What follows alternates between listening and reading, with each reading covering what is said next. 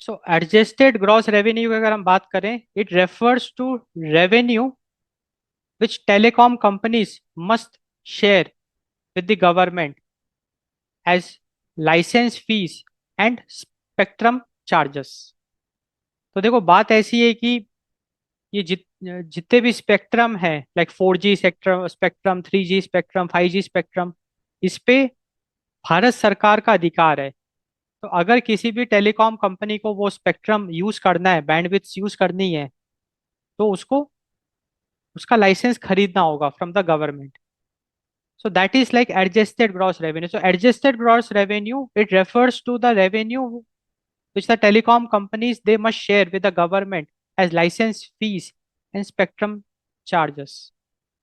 तो AGR, adjusted gross revenue, इसके दो कंपोनेंट है। एक तो कंपोनेंट है telecom services revenue. Telecom services revenue में आपका आ जाएगा लाइसेंस फी, स्पेक्ट्रम चार्जेस। तो एडजस्टेड ग्रॉस रेवेन्यू का एक कंपोनेंट है telecom services revenue which is like the licence fee and the spectrum charges which the telecom companies they have to pay to the government. ये तो एक हिस्सा हो गया। एक दूसरा हिस्सा भी है, that is the non telecom revenue. And ये लाइक भारत सरकार लेके आया है नॉन टेलीकॉम रेवेन्यू। अब इसके तहत what it is non telecom revenue, it means all the incomes, like all income earned bye a telecom लाइसेंसी। लाइक टेलीकॉम कंपनी जितना भी कमाई करती है, that does not originate from core telecommunication services, उसका भी हिस्सा सरकार को देना पड़ेगा। तो नॉट तो बात ऐसी है कि एडजस्टेड ग्रॉस रेवेन्यू के तहत जो भी टेलीकॉम सर्विस रेवेन्यू है वो तो सरकार को देना पड़ेगा। उसके साथ साथ जो नॉन टेलीकॉम रेवेन्यू है, लाइक टेलीकॉम कंपनी जितना भी कमाई करती है from other sources as well, which has nothing to do with core telecommunication services. For example, अगर हम इसके एग्जाम्पल्स को डिस्कस करें, फिनेंशियल इनकम। देखो टेलीकॉम कंपनी फिनेंशियल इनकम भी करती है। वो कैसे करती है? Interest on bank deposits. अब भाई टेलीकॉम कंपनी है, उसके पास बहुत एक ह्यूज कैपिटल होता है, तो it earns the interest on bank deposits, dividends, inter corporate loan interest. so these are some sources of financial income for telecommunication companies। अब AD AGR adjusted gross revenue के तहत टेलीकम्युनिकेशन कंपनी जितनी भी financial income कर रही है, उसका भी एक हिस्सा सरकार को देना पड़ेगा। Asset related gains. अब telecom company they can make profits from sale of fixed assets like land, equipment, scrap. अब जैसे कि टेलीकॉम इंफ्रास्ट्रक्चर में काफी सारे कंपोनेंट्स लगते हैं, अगर उसको वो बेचते हैं या लैंड इक्विपमेंट बेचते हैं, जमीन बेचते हैं, तो उसका भी प्रॉफिट का एक हिस्सा सरकार को देना पड़ेगा under the adjusted gross revenue. Operational non core income, like rent from leasing surplus infrastructure और प्रॉपर्टी। तो टेलीकॉम कंपनीज जो रेंट कमाती है, उसका भी एक हिस्सा सरकार को देना पड़ेगा under the adjusted gross revenue. And other miscellaneous earnings like forex gains, insurance claims, management consultancy fees, ये सब भी, इसका भी एक हिस्सा सरकार को देना पड़ेगा। लाइक टेलीकॉम कंपनी जो भी profits कमाएगी with the miscellaneous earnings using like the forex gains, insurance claims, management consultancy fees, उसका भी एक हिस्सा सरकार को देना पड़ेगा।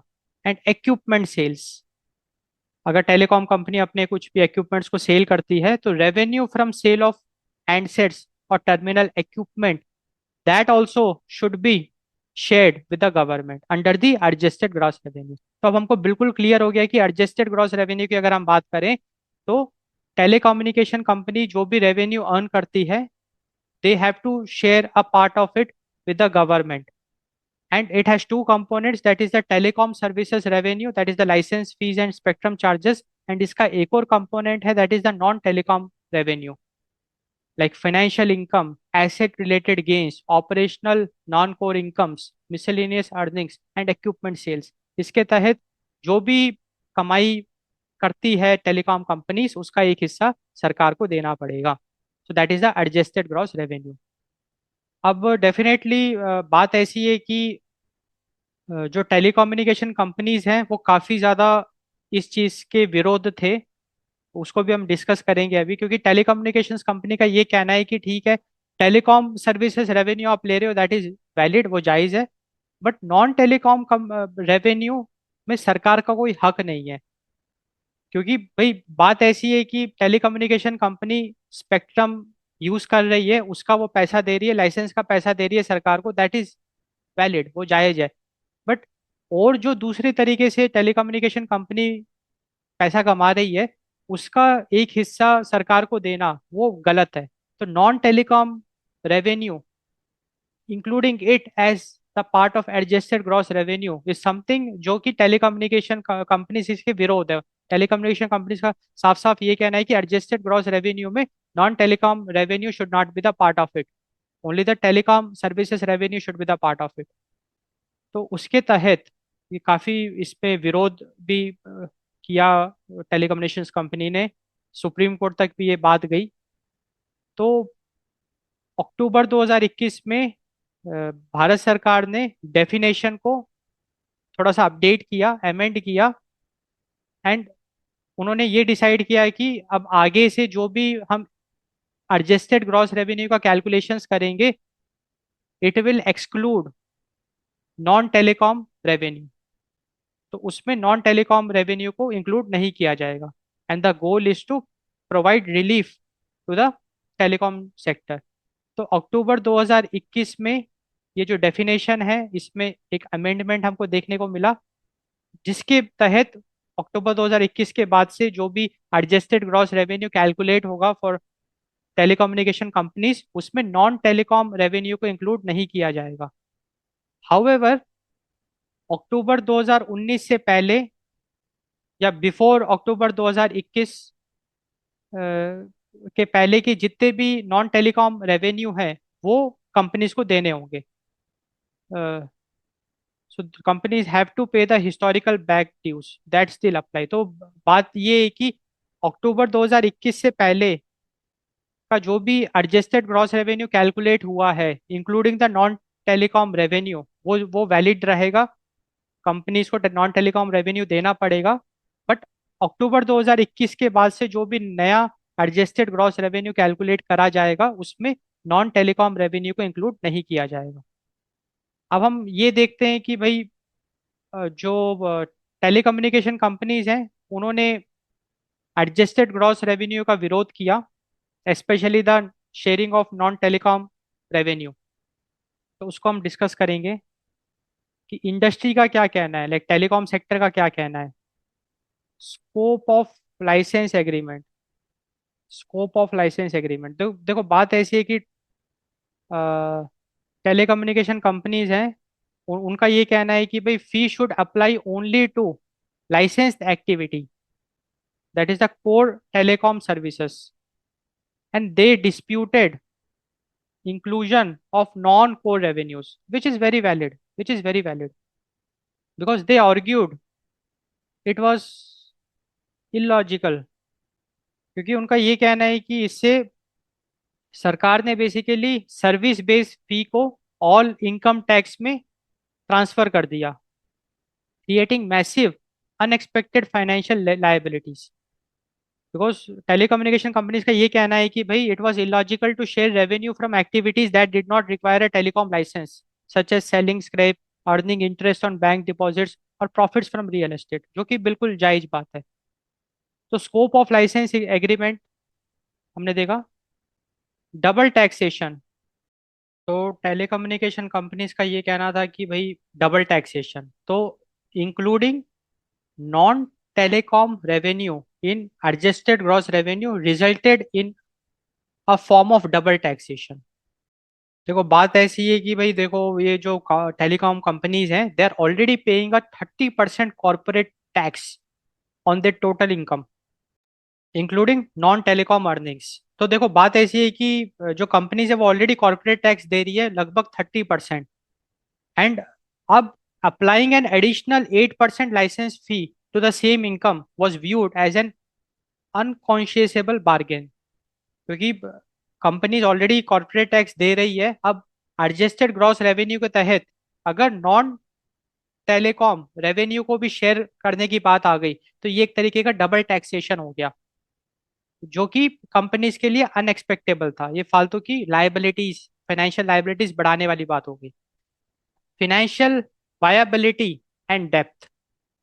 So the broad definition, it created unsustainable financial burdens, threatening survival of major players.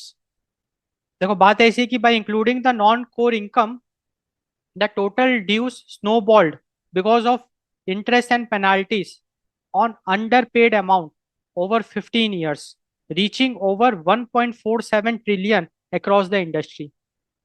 So, by including the non-telecom revenue in the adjusted gross revenue, ये जो नंबर है ये ट्रिलियंस ऑफ डॉलर्स में चला गया। मतलब फाइनेंशियल लायबिलिटी बहुत ज़्यादा बढ़ गई, और जो छोटे प्लेयर्स थे टेलीकॉम में उन पे कर्जा बढ़ता गया। And companies like Vodafone and idea, they were on the verge of collapse. इतना ज़्यादा उस पे कर्जा बढ़ गया कि वो, अगर सरकार कोई कदम नहीं उठाती तो वो कंपनीज कोलैप्स कर जाती।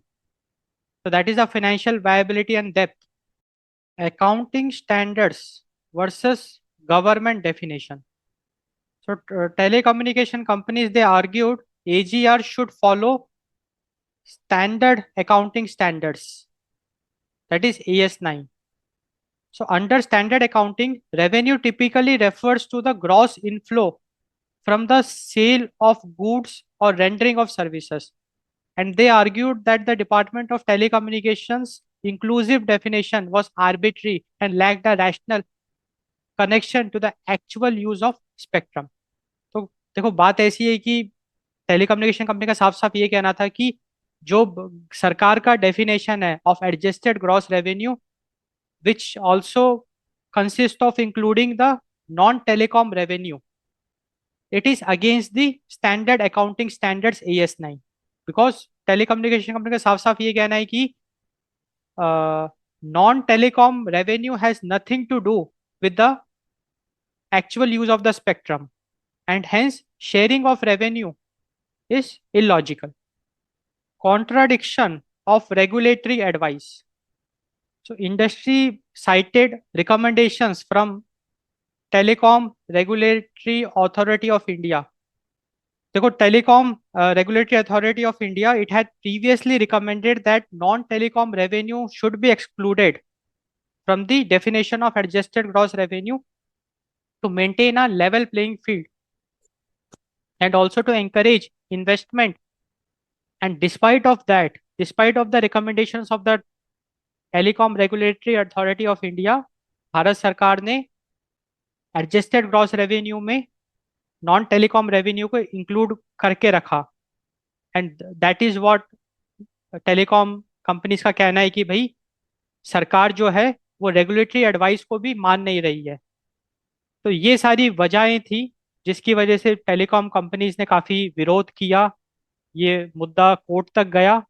एंड अक्टूबर 2021 में भारत सरकार ने एडजस्टेड ग्रॉस रेवेन्यू के डेफिनेशन को अमेंड किया, जिसमें कि नॉन टेलीकॉम रेवेन्यू को हटा दिया गया।